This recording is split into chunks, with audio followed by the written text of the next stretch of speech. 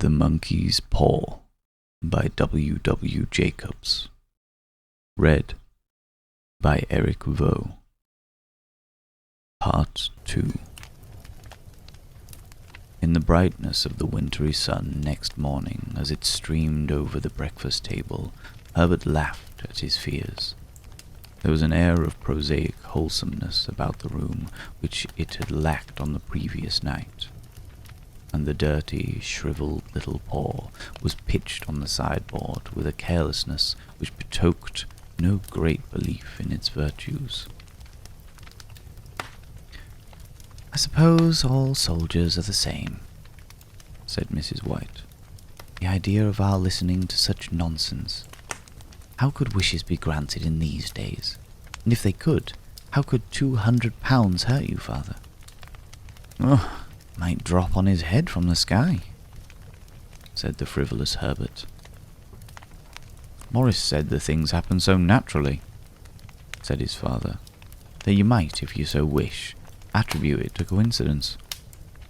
"Well, don't break into the money before I come back," said Herbert, as he rose from the table.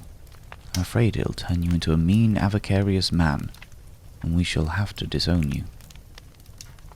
His mother laughed, and following him to the door, watched him down the road, and returning to the breakfast table, was very happy at the expense of her husband's credulity.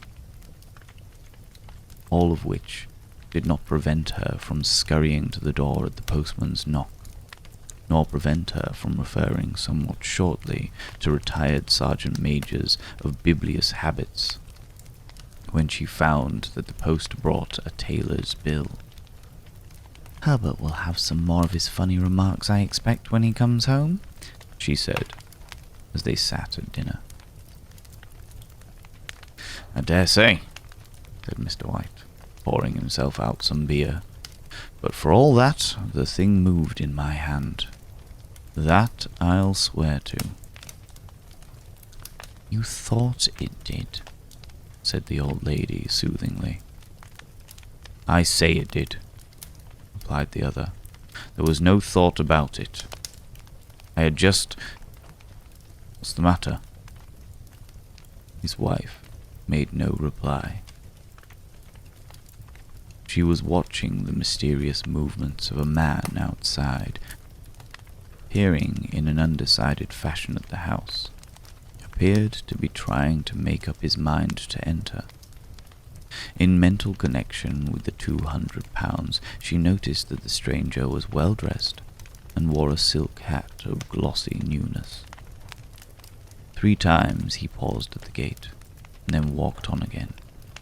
The 4th time he stood with his hand upon it, and then with sudden resolution flung it open and walked up the path.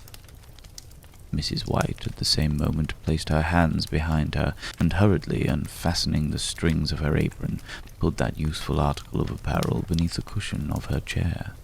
She brought the stranger, who seemed ill at ease, into the room. He gazed at her furtively, and listened in a preoccupied fashion as the old lady apologized for the appearance of the room and her husband's coat, a garment which he usually reserved for the garden.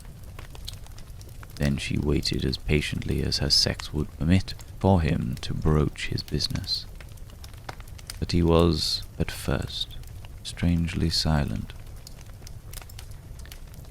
I was asked to call," he said at last, and stooped and picked a piece of cotton from his trousers. "I come from Moore and Meggins." The old lady started. "Is anything the matter?" she asked breathlessly. "Has anything happened to Herbert? What is it? What is it?" Her husband interposed. There, mother," he said hastily. "Sit down and don't jump to conclusions. You've not brought bad news, I'm sure, sir." He eyed the other wistfully. "I'm sorry," began the visitor. "Is he hurt?" demanded the mother. The visitor bowed in assent. "Badly hurt," he said quietly. but he is not in any pain."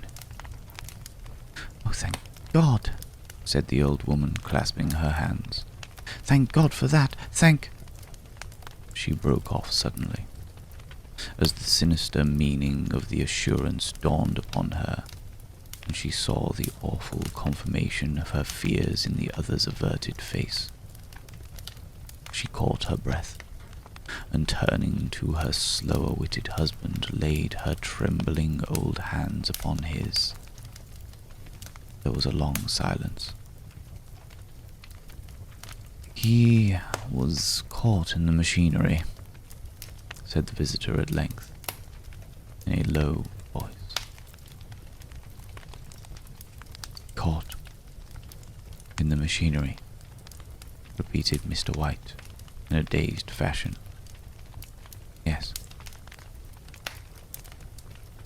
He stared blankly out at the window, and taking his wife's hands between his own, pressed at it as he had been wont to do in their old courting days nearly 40 years before. "He was the only one left to us," he said, turning gently to the visitor. "It is hard." The other coughed, and rising, walked slowly to the window. "The firm wished me to convey their sincere sympathy with you in your great loss," he said, without looking around.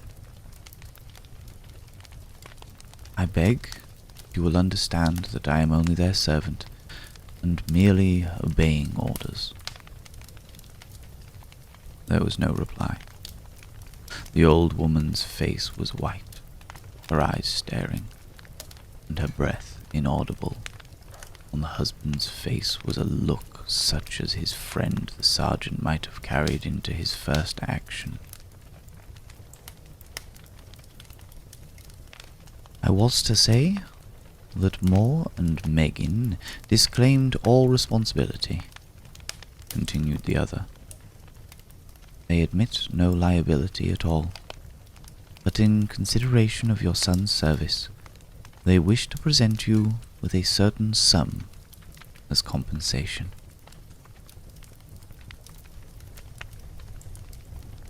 Mr. White dropped his wife's hands, and rising to his feet, gazed with a look of horror at his visitor. His dry lips shaped the words, "How much?"